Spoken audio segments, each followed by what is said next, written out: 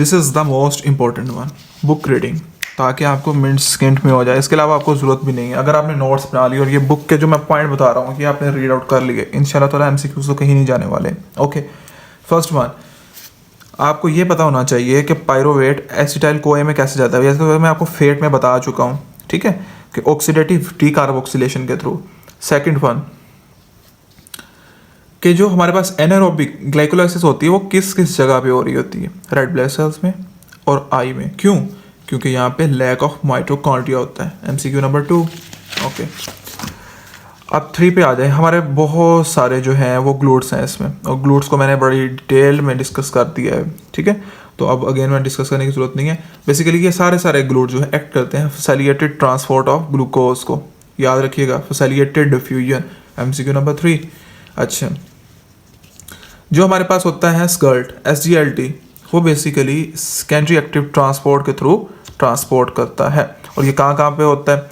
ये मैंने जैसे बताया था, किडनी में होता है और इंटेस्टाइन में होता है, और इसी तरह क्रोइड प्लेक्सस में भी होता है, और ये सोडियम डिपेंडेंट है। याद रखिएगा, सारे MCQ पॉइंट है। 5 रिएक्शन जो है वो एनर्जी इन्वेस्टिंग में होते हैं और 5 उसमें होते हैं। ये बात मैंने आपको बहुत अच्छे से समझा दी। चलें आगे आते हैं।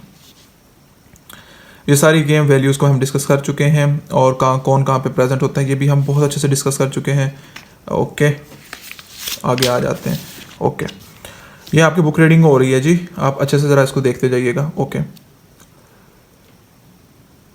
ये लाइन आपने ज़रा अच्छे से रीड कर ली। ग्लूकोज जो है वो इंश्योर करवाता है कि ग्लूकोज का इक्विलिब्रियम मेंटेन रहे, और इसकी डेफिशिएंसी से हमारे पास मूडीज़ 2 भी होती है, जो कि मैंने आपको अगेन MCQ पॉइंट में बता दी है। ओके, इसके अलावा आपको ज़रूरत नहीं है। असल में जो फिग्स है ना, ये बहुत ज़्यादा इंपॉर्टेंट रोल प्ले करती हैं सेकेंड ईयर में। ओके, यहाँ पे बेसिकली 2 MCQ पॉइंट है, याद रखिएगा कि कार्डिक एंजाइम, आइसो एंजाइम कौन सा होता है, और फास्फोफ्रक्टोकाइनेज नॉट कोवलेंटली रेगुलेटेड, बहुत इंपॉर्टेंट MCQ है। फास्फोफ्रक्टोकाइनेज 2 कौन सा था, ये मैंने आपको पिछले वीडियो में बताया है कि जो बेसिकली फ्रक्टोज 2,6 बिसफॉस्फेट बन रहा होता है, वो इस एंजाइम की प्रेजेंस में बन रहा होता है। और ये बेसिकली एक सिग्नल के तौर पे भी काम करता है। कैसे? ये जो फ्रक्टोज 2,6 बिसफॉस्फेट था, ये इस रिएक्शन को एक्सलरेट कर रहा था, ये मैंने उधर भी आपको बताया है, ठीक है जी। तो ये इस तरह से ये इसका रोल हो गया, ये आपका MCQ पॉइंट हो गया। उसके बाद आगे आ जाए।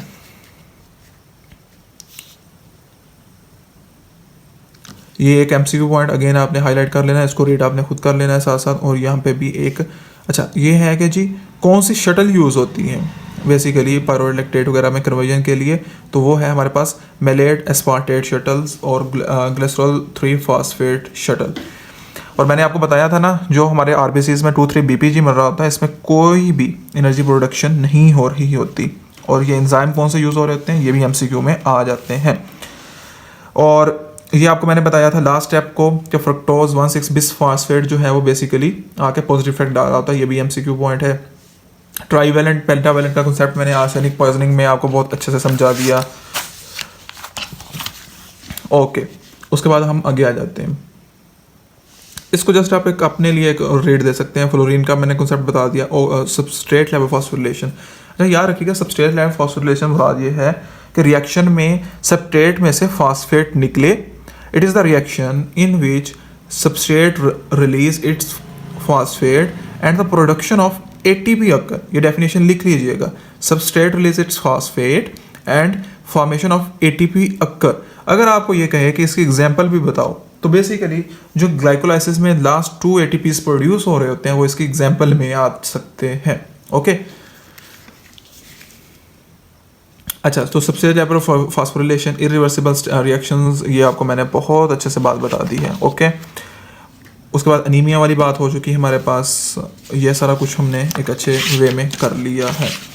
ओके हो गया। इसमें लैक्टोसिडोसिस ऐसा कोई MCQ तो नहीं है, एक ऑक्सीजन डेप्थ की डेफिनेशन है, वो आप लोग ज़रा अपने खुद एक इरा में थोड़ा सा डिस्कस कर सकते हैं। उसके बाद लॉन्ग टर्म और शॉर्ट टर्म 2 हार्मोनल रेगुलेशंस हैं। लॉन्ग टर्म हार्मोनल रेगुलेशन जो है वो ये वाली है।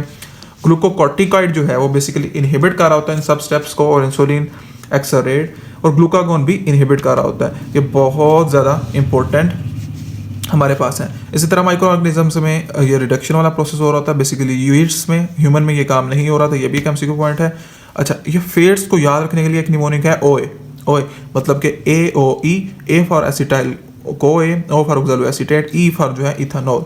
ठीक है, तो ये बेसिकली रिएक्शंस हो रहे होते हैं। होपफुली ये रीडिंग वाली वीडियो आपको बहुत काम आएगी और आप किसी भी तरह की एग्जैजरेटेड चीज़ों से बच जाएंगे। स्टे ट्यून्ड, इंशाल्लाह मिलते हैं नेक्स्ट वीडियो में। दुआ में याद रखिएगा। अल्लाह हाफिज़।